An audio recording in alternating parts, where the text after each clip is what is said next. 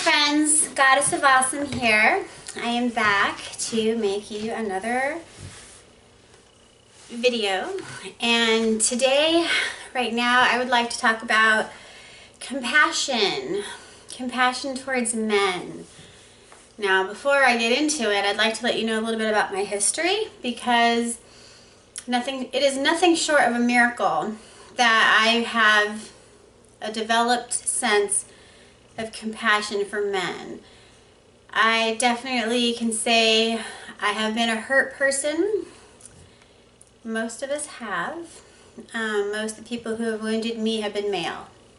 So, starting from a little girl. So, just briefly, I'll just tell you a little bit about me and how I got over some stuff, or how I moved through some things, and how I am now at this place here now, where I definitely have compassion for men. So I definitely was an abused child, as so many in this industry are. And my abuse started at 4 and it went to about 14. So it was obviously somebody I knew, as it usually is with so many. And so that was sexual abuse from 4 to 14. And then mental and emotional abuse started coming in around 10, when my mom remarried my stepfather.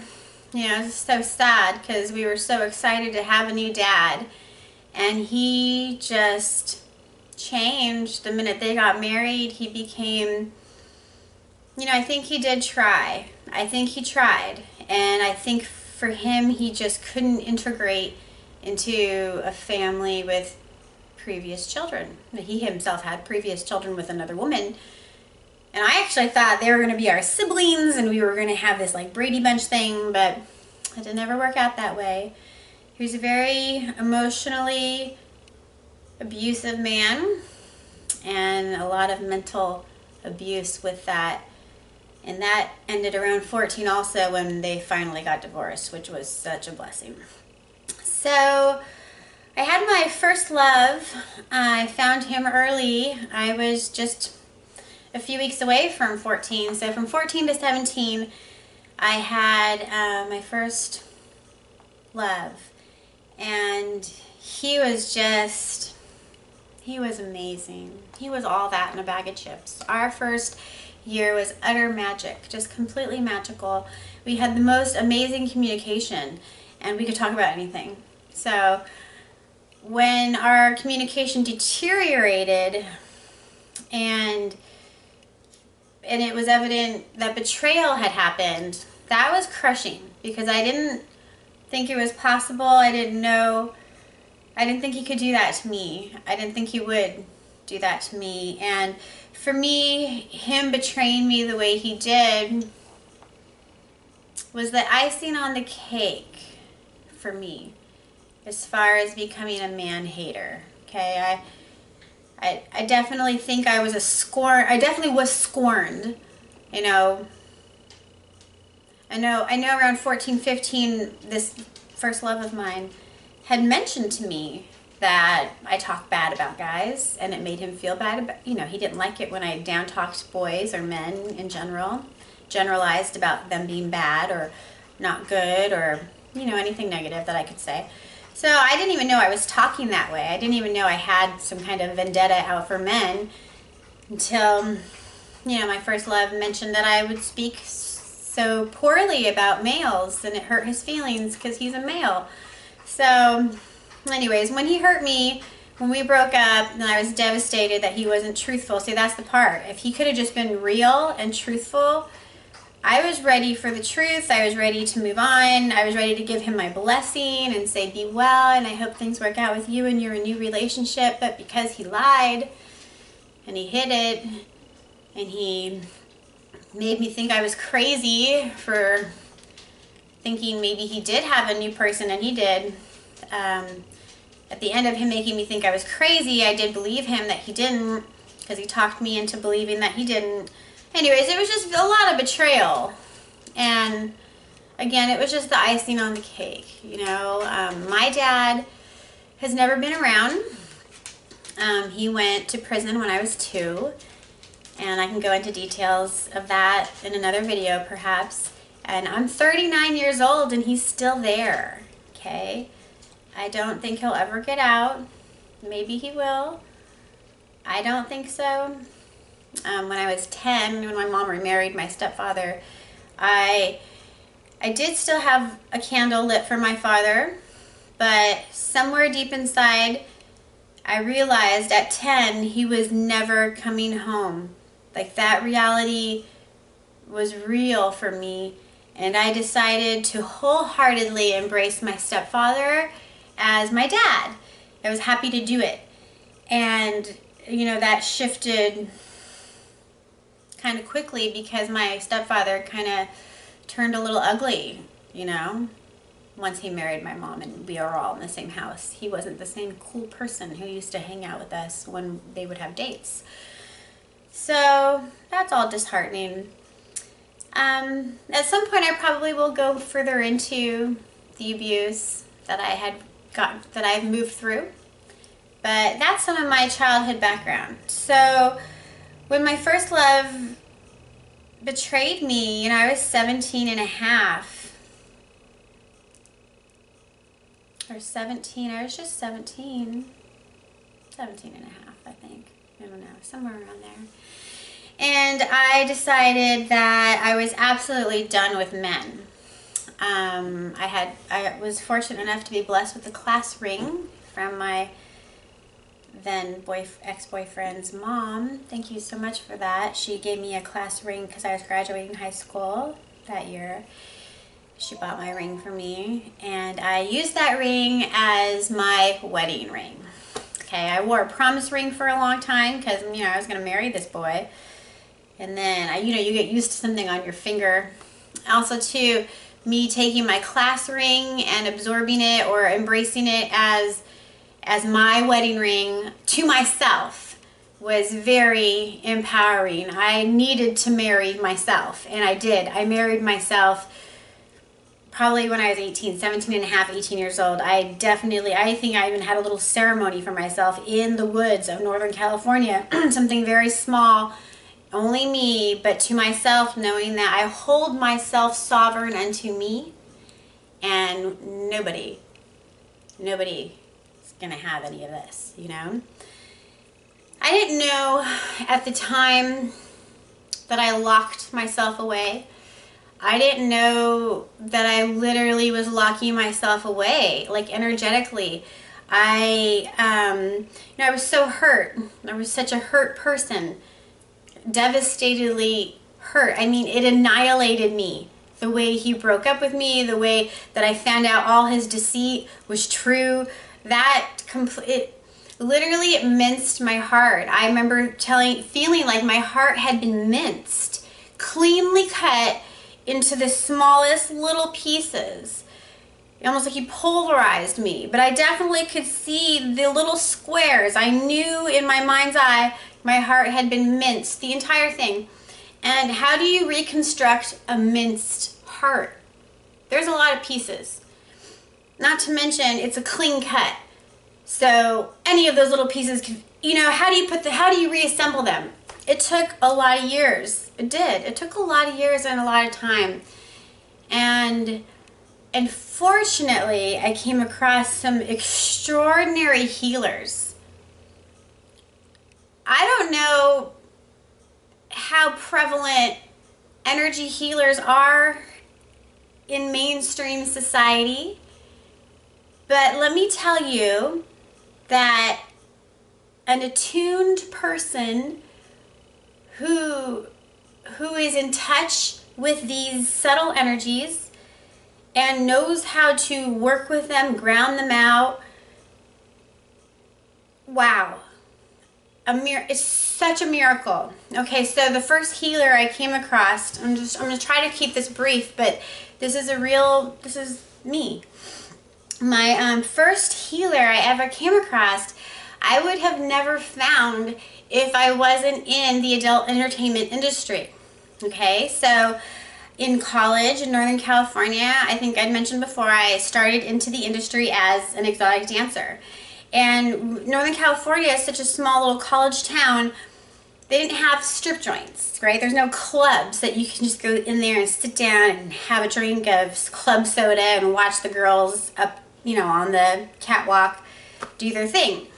It's a smaller town, so it's private parties, dealt with, companies. There's several different strip companies, and they would do private parties. They would do one girl show, two girl show, bachelor shows, fraternity parties. I only ever did one fraternity party. Whoa. One was more than enough.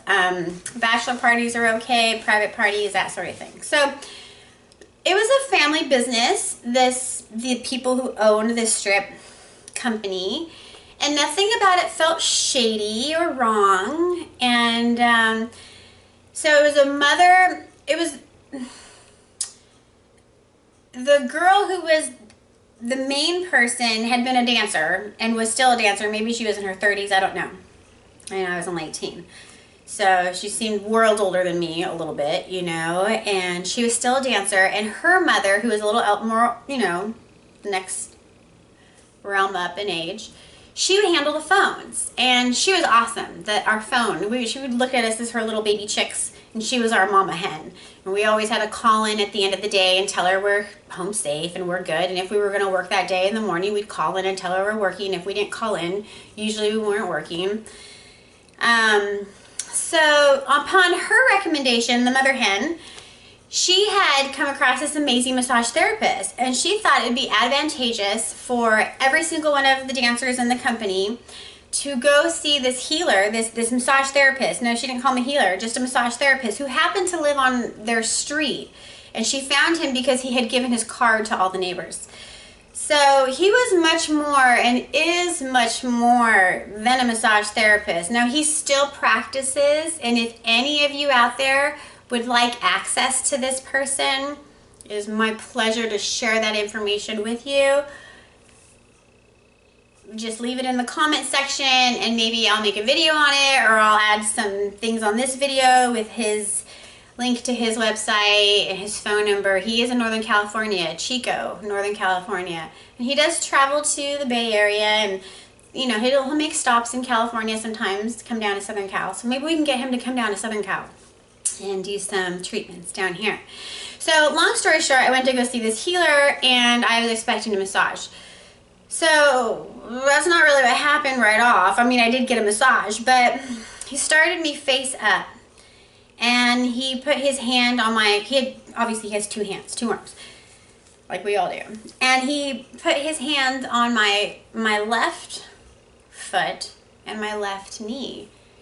And he just started doing some Reiki energy, which I was completely unaware of Reiki and light work and all of that. And when he touched me on my hand, my foot and my knee, instantly I started to weep. I just started to cry out of nowhere. And there were no tears coming. I had no reason to cry. There was no reason, underlining emotion that I had in that moment or that day, that I needed to cry. But when he touched me with this amazing Reiki energy, my spirit just resonated so much with the energy he was running through into my body now, that my soul, everything just collapsed, probably out of relief, you know, relief that that energy exists, relief that, you know, even in the more so, relief it's coming from a man. What the heck, you know? So as I start to cry, he says to me, "You've probably never been touched like this in your entire life." And I just lost it. I just bawled so hard, you know, and what he was channeling into me, the energy he was writing into me, was Reiki energy accompanied with unconditional love, right? Unconditional love. Let me tell you, it sounds like just words, but when you feel this energy running through your body and your vessel, it is undeniable. You will have some sort of reaction. There'll be some kind of response. For me, it was tears and crying. Almost like my soul was in relief, suddenly relief. I found somebody who could help me, you know? And we ended up doing a massage that day, and I felt like he just expressed, like, you know, a juice expressor. Like he vacuumed some stuff out of me, some things left. I can't put my words on it and say exactly what left, but I felt different, amazingly different.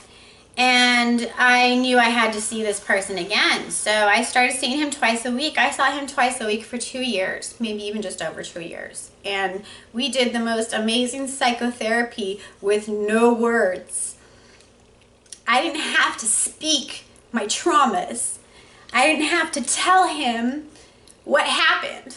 I didn't have to delve into the past and bring it all up, because energetically it was being vacuumed out of me, right? Now, there's two components in the healing process. You have to have a willingness.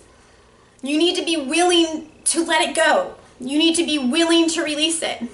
If you don't want to release it, if you're holding on tight and you don't want to let go, it's be really hard for an amazing healer to get in there, right? But I was just so ready.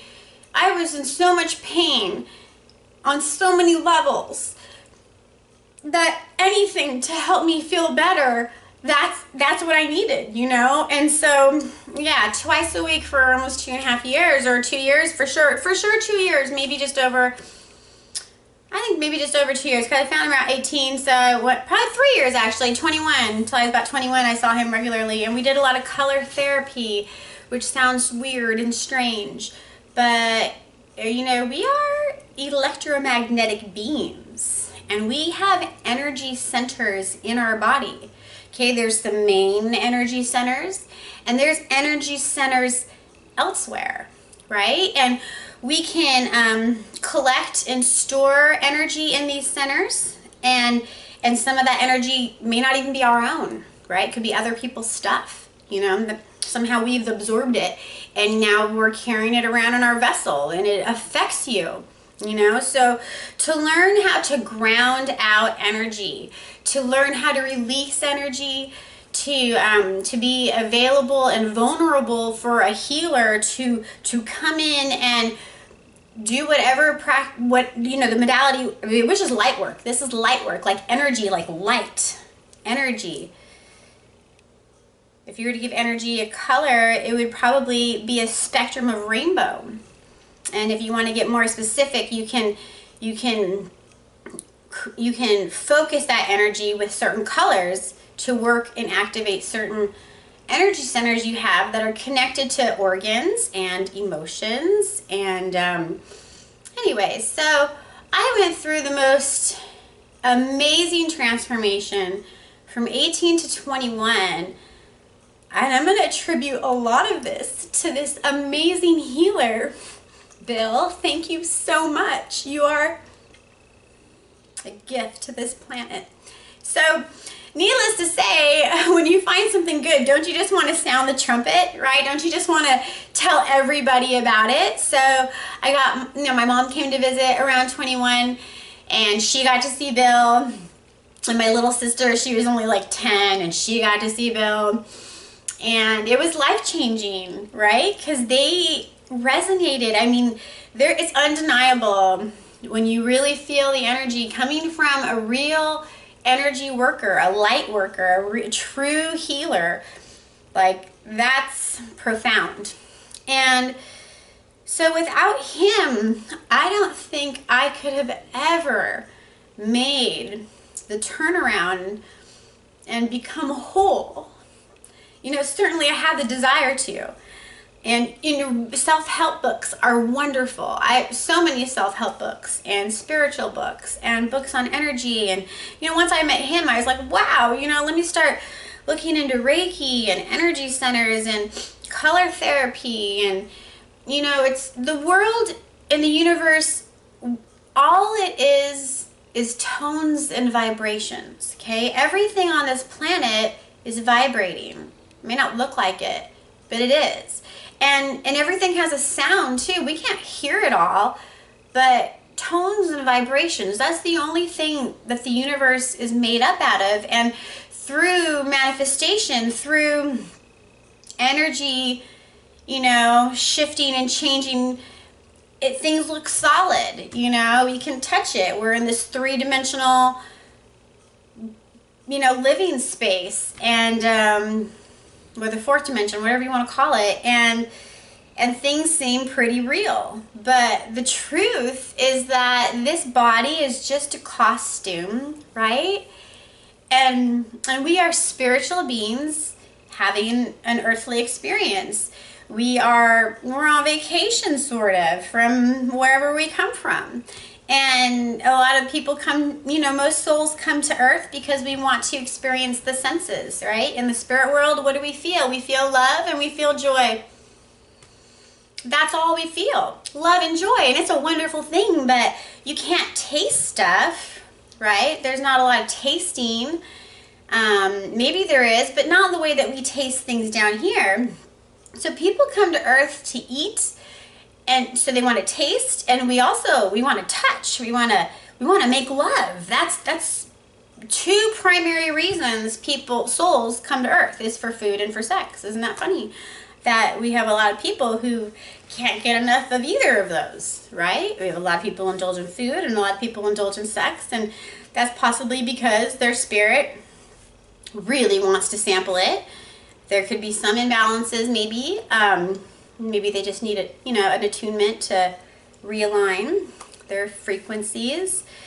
So, compassion for men. At the same time that I'm having all this extraordinary energy work happen to me twice a week from this amazing massage therapist healer, I'm also a dancer, right? I'm also working as an exotic dancer. And at the time I did still have a regular job. I worked retail. So I had a day job and I was going to school and I did the dancing on the side. And the first year of being a dancer was extremely difficult. Mostly because of my head. I had so much in my mind. I could hear my grandma.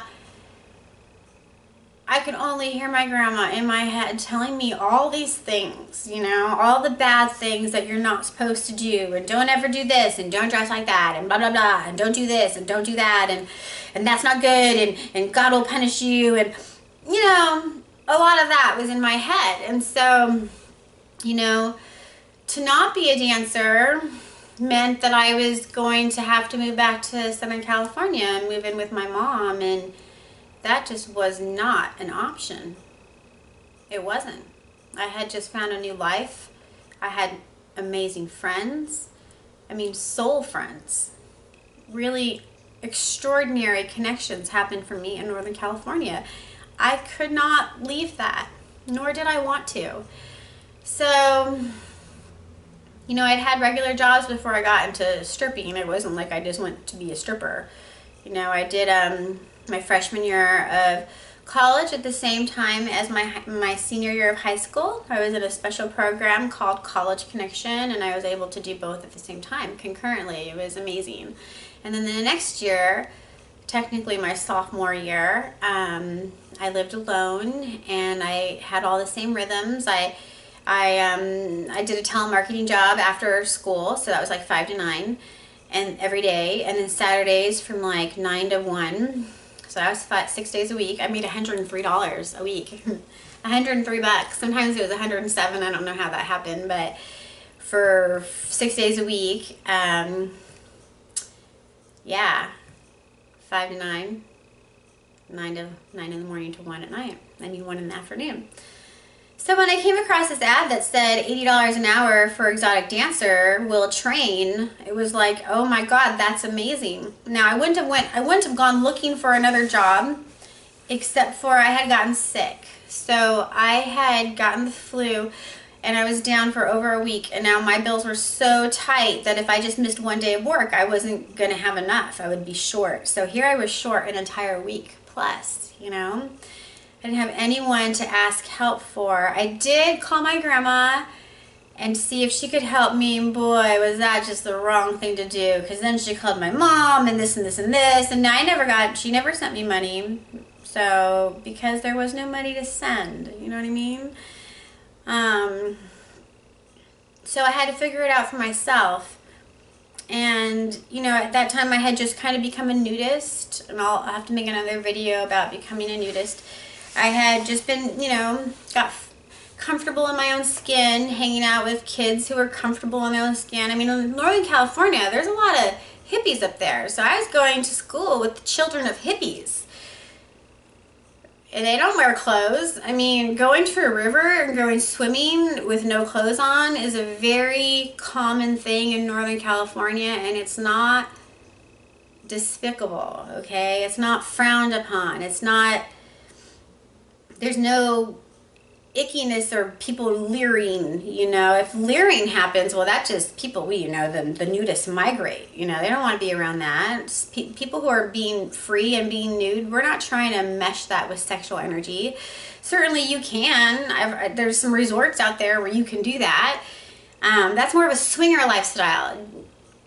Nudist doesn't necessarily equate to being a swinger, okay? Some people just like being clothes free because they find it restraining. So anyways, I had just gotten used to being with no clothes, and I did love dancing, so I tried to, in my mind, work it out. Well, I like dancing, and I'm okay being nude. I mean, and she will train me, right? I had that in the back of my head. So I didn't jump on it right away. I mean, I thought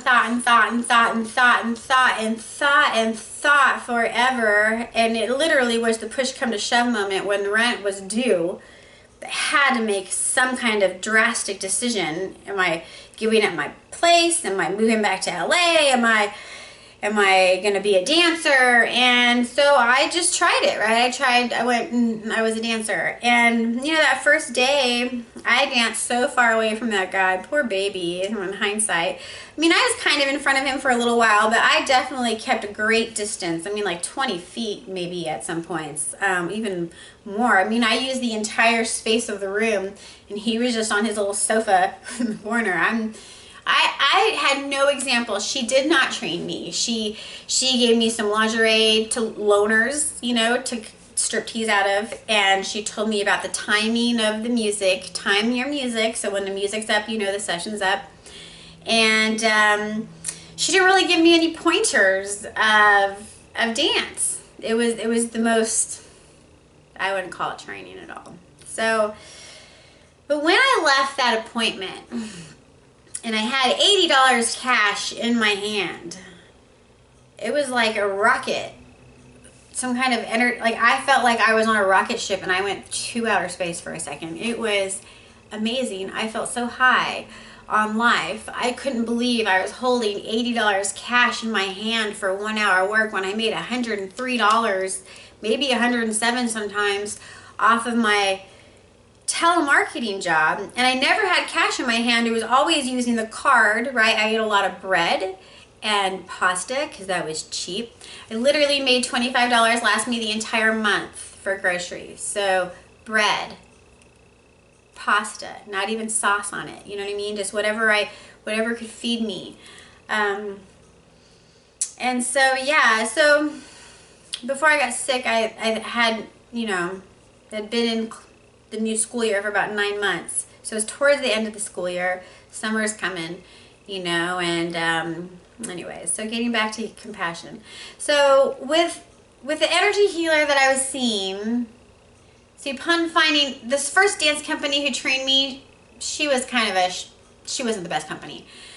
I went to a different company, and that's the one I previously spoke about, the one who, you know, is the mama hen and we were her baby chicks. And so that first year was really tough. It was after the first year is when I found the second company, and it was that next year of when the healing began. So I guess I was 18 and a half or almost 19 by the time I found my healer. So I guess it was 2 years, 19 to 21. Sorry if I'm trying to keep my train of thought straight. So what I really want to say more than anything is that here I was, this extremely hurt person who was literally a man-hater, and all my friends knew it. My guy friends had senses of it. They knew I was cool with them. They never did anything bad to me, so how can I be mean or mad to them? They also knew, don't give me any sexual energy, don't give me the liking vibe, don't push it, because all of that would have pushed a button, and you know what I mean? It would have brought something uncomfortable out in me, and I wouldn't have wanted to stay around there, or them. So as a dancer in that first year is really hard. Finding the energy healer, being with a better company. I actually started to, some shift started happening in my mind where there was a few dances I had performed for some different people who something was very telling. Like I got some message out of that dance show, and I realized that men are human. I don't know, it's strange to come to that epiphany.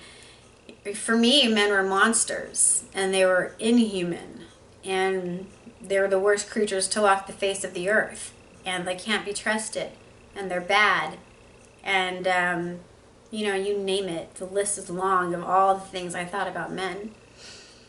So somewhere I started to develop a sense of compassion for them. So part of it had to be part of my energy work that I was doing, releasing some past traumas, releasing a whole bunch of stuff that was unnecessary for me to carry around. And I started to have a better sense of my heart, right? And I was able to have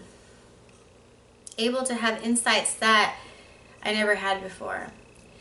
And it sounds crazy, but as I've walked this path of the adult industry, as I've been a female who only works on men, you know, there's some riffraff out there. You definitely have to wrangle some people sometimes, but for the most part I don't. I always draw on such great, great people. And I have come to this true place of a deep sense of compassion for men and the whole male species of human beings, because I feel like men, they kind of get the short end of the stick when it comes time for development, because girls, we're allowed to feel, you know, no one expects us to shut our feelings off, because it's accepted in society for women to feel all their emotions. But let me tell you, men are human beings, and they have the same range of emotions as we do. Yet when the time they're about 6 to 7 to 8, they are conditioned to turn those feelings off, right? They're not allowed to cry, because that's a sissy. They're not allowed to hold their mama's hand in public, because that's a sissy. Certainly can't kiss your mama in public when you're getting ready to go to school. That's a sissy, right? So there's all this sissy behavior boys don't want to take part in, because why? Because other boys make fun of them, you know? And why do boys, it's just this cycle that keeps on going, you know? So men, from the time they're young, have disconnected themselves from a lot of their feeling abilities. And, you know, it takes a real powerful, strong soul to cast a lot of that conditioning away and to be a full functioning human being who feels the full range of their emotions, you know? So becoming aware of this was so big for me, because I realized on some level men had been handicapped, right? In general, you know, society handicaps little boys from feeling, and then they grow into men who lack the skill set of accessing their emotions, you know. And once I learned that, my heart just grew leaps and bounds. Forgiveness was the only option. And forgiveness is amazing. You can't get there until you're really ready to forgive. There's no false forgiving. No one can force you into it either. So if someone's out there telling you, you have to forgive, blah, blah, blah, take your time. Feel what you're feeling. That's the best recommendation I can give to any person. Feel what you're feeling for as long as you need to feel it. Don't ever let anybody tell you you're wallowing in it too long. I mean, sometimes we can wallow, but how do they know what you're going through? How do they know what you're feeling? From experience, I feel like when you're done feeling bad, it will shift.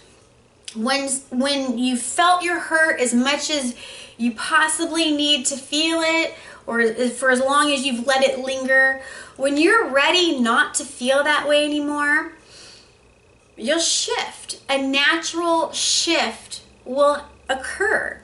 And nobody can force that, okay? Nobody can force that. So forgiveness was huge.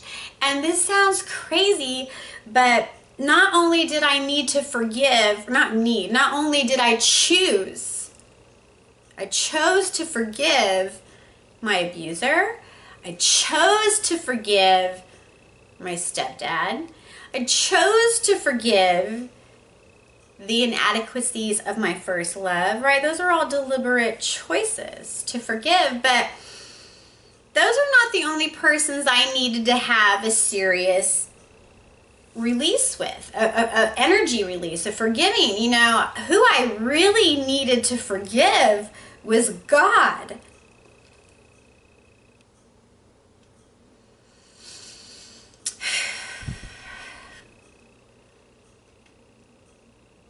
How could God let it happen?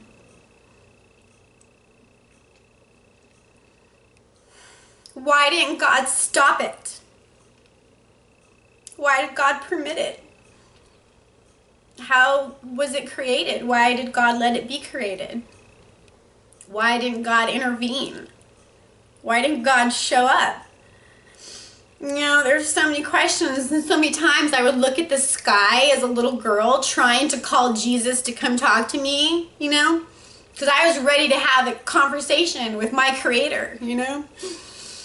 I wasn't taught that I could just have a conversation with God at any space and time. I thought you had to pray at a church and your bishop tells you what God says. No. God is connected to us always, and we are completely capable of receiving messages from our higher power if we allow them to come in. So how could God let this happen, right? The forgiveness of having to forgive God, that was huge.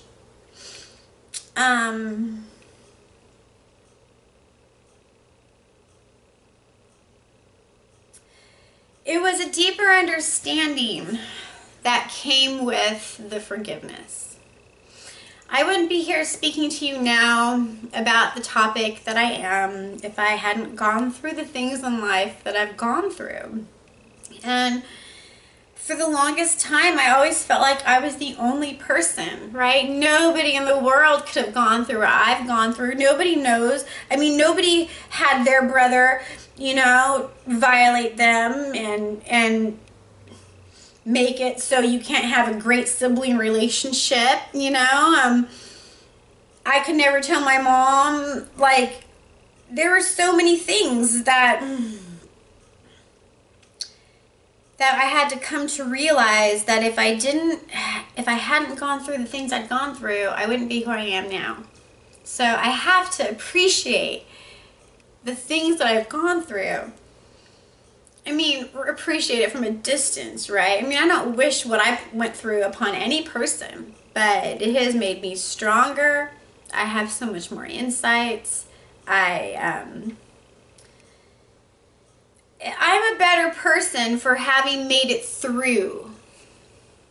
Now, I may not have made it through, right? Girls get stuck all the time. This can happen to boys too. It's not exclusive for girls to receive sexual abuse. Sexual abuse happens to little boys all the time, and that's a whole nother video we'll have to get into. But so coming to grips with my life's mission and the purpose of my birth and what it is I'm supposed to do here, the spiritual work that I'm here for, right? We all come to planet Earth for one reason or another. I believe my spirit is supposed to be here, okay? I have a very special way of healing. I didn't know I was a healer until I went through my healing, right? No, healing is like an onion. There's always another layer. So if you see me tear up here and there, probably there's still layers that I have yet to still heal, but I have gone through so many layers. I have looked my demons in the eyes. I really have. I have touched the center of my sorrow. I did that at 21 in meditation twice a day for a year, reading all these spiritual books. I really came to grips with the center of my sorrow, and I was able to release it. It's amazing. I can't tell you how much relief it brought to find the root source of all my pain. And the root source of all my pain was and is the feeling of abandonment. I only learned that through my meditations, that I had felt abandoned my entire life, right? My dad left when I was 2. Technically, he abandoned us, right? He went to prison, like his major choice, but abandoned. And then my mom remarries, you know, and he left, right? Abandoned. And my brother was never the greatest brother to me growing up, so completely felt abandoned by him. And then when my first love did what he did and betrayed me, well, that was just abandonment all over again. So yeah, that's the root source. So I didn't know that. It took me a lot of delving into me. I had to go very inward to find that. And I'm so glad I did, because once I did, I was able to acknowledge it. And when you acknowledge things, that's powerful. Acknowledging things is when shifting happens, stuff happens, phenomenon happens, magic happens. When you acknowledge something, it's like you take your power back, you diffuse the energy that's attached to it simply by just acknowledging it. And I have discovered that when you acknowledge things, it floats away. It literally floats away. It goes away. You almost forget what happened, right? You even forget what you even had to acknowledge, because you acknowledged it. You took personal responsibility, whatever part you may have played. Maybe you didn't play any part into it, but if you can acknowledge any small piece that maybe you did, that helps you heal faster too, you know? So it's taking personal responsibility. If there's any, then definitely take some, you know? And that's how we grow. And when you move past things once you acknowledge them. And it's pretty miraculous. So I've had an interesting path from being a tormented soul to the president of the Man-Haters Club, right? Ultra man-hater here. Not anymore. Not anymore. It's been a long, long time. To now I'm this compassionate, tender woman who is definitely, I'm definitely an energetic healer. But I'm also a person who is whole. And with a W in front. Okay, whole. And when you're a whole person, it's hard for people to take your power. You know, sometimes we give our power away without even realizing we're doing it, you know. And when you stand in your power, when you bring your power back, you know, you're inviting your whole spirit back into your body. That's what it is. You're inviting all of your soul back into your body when you take your power back. I'm going to go into that next thing a little bit and wrap this video up. I don't want it to be too long. But yeah, we can give our power away without even realizing it. And we can leak energy too. We can leak our power without even realizing it. And that comes from thought. Sometimes we have thoughts It's mind. It comes from the mind, I guess you'd say. Mind and emotions. When you're not a fully integrated person, you can definitely leak your personal energy. And some people will feed off of it. Some people will prey upon it. And the trick is to take your power back, right? So I'm going to share something with you that might help you. If you've sat through this whole video, then you definitely deserve this. Okay, so let's say we need to release somebody, right? We need to release a person. It could be any person. You should do this with all the people you need to release. Every person in your life you need to release. This is what you need to do, or could do, if you decided to. So, and this is from Bill, so I got to give the credit to Bill. So, I release the spirit of so-and-so, whoever that person is, and I return my spirit to my body now, okay? I release the spirit of, and I return my spirit to my body now. Those are some of the most powerful words I could ever share with you. I have a few more of these fabulous little mantras. I can't release them to you all here because I don't want to bore you to death. But that's powerful. I release the spirit of, and I return my spirit to my body now. Say this over and over again until you feel the energy diffuse, like till it has no more power. You may even cry as you say it. Just cry through it, say it. If you really want to get powerful, you can look yourself in the eyes in the mirror and say this. That's extremely advanced work. And mirror work is great. Well, I'll do a video on mirror work. It is amazingly profound. You will leap light years in your healing process if you do some mirror work. So yeah, I release the spirit of, and I return my spirit to my body now. That's kind of how you bring your spirit back. Now, if you do that, chances are whoever out there who's been vamping you or has hooked into you or is leeching your energy out of you some way or another, they're going to feel it. On an energetic level, they'll feel it. And you may have a dream of them shortly after you do this exercise. You may hear from them. You know, something will surface because if someone's vamping you and you take your energy back, they're going to know because they've been feeding off of it, right? Even if you're not in their space per se, they've been feeding off of you. So you claim your spirit back, and they're going to, somewhere in their spirit's like, what the heck? Where'd my food source go? You know, let them go feed on somebody else. So many videos to make for you about energy, so I'm definitely going to do that. I have a lot more little techniques about how to get rid of energy out of your systems, how to cut energy cords. You know, people can cord into you. They can hook into you energetically, and we'll cover that. So coming back to compassion, I don't know if I would have as much compassion for men that I do now if I hadn't been a sex worker. Right?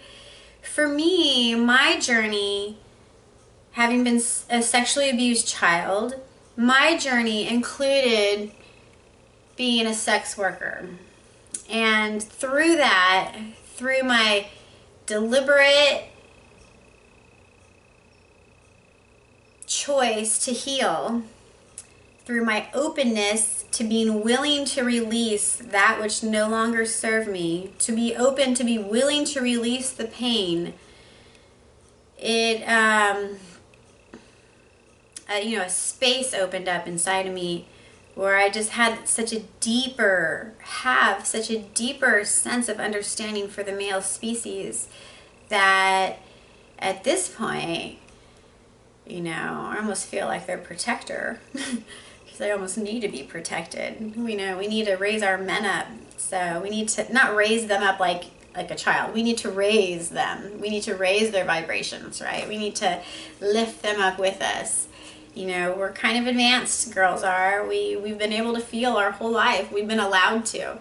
You know, boys haven't been allowed. So the ones that have rejected not feeling, the ones who have chosen to feel, well, thank you. Thank you for being a human, a full functioning human, and may May your knowledge and awareness spread to other men so that they too can feel empowered and certain and confident that it's okay. It's okay. It's okay to feel. It's okay to shed a tear every now and then. It's human. Absolutely human. And it's okay. Okay? It's permissible. So I'm going to wrap this video up now. Sorry it's so long. But if you are going to be watching any of my other videos and you wonder why I have such a deep, why my heart goes out to men, why I feel like I understand them some, why I stick up for them, it's because I have a lot of compassion for them, as I do women. And it is my intention to help the planet heal. And I sure do hope this video has helped you in that process. Thank you so much for being with me here today. I am the Goddess of Awesome. Blessings.